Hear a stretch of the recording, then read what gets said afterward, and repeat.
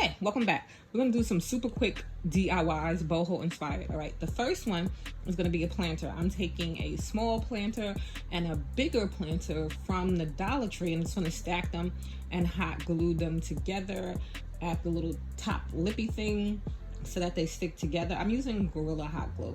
Once that dries, then I'm just taking some rope and I'm just gonna hot glue it all the way around the whole thing, all the way up to the top. And then that's basically it. You're done.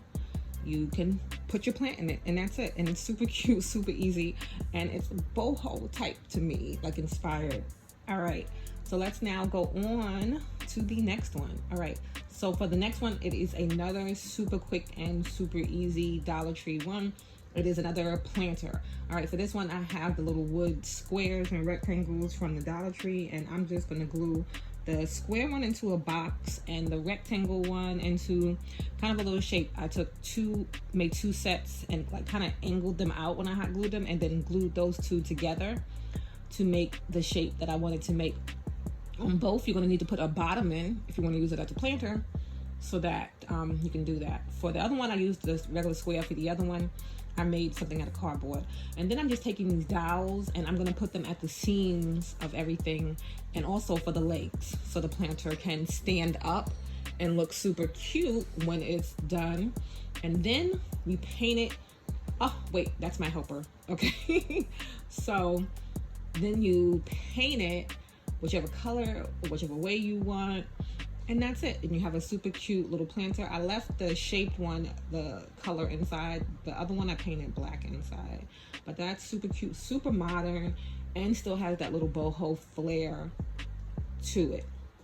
All right, now we're gonna get into the next one. And so for this one, I used some products from Ikea and from Five and Below.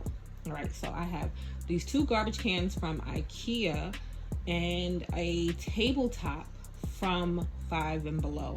So I'm just going to stack the cans on top of each other, and again hot glue them, and then weight it down with a weight to make sure it stays together. I started to sand the tabletop because I was going to paint it too, but then at the end I changed my mind. I'm going to use textured paint here, so I'm just going to use this acrylic paint and baking soda. So you've seen it everywhere, whatever stuff. You just mix. I mix like half and half, so it's like thick and pasty.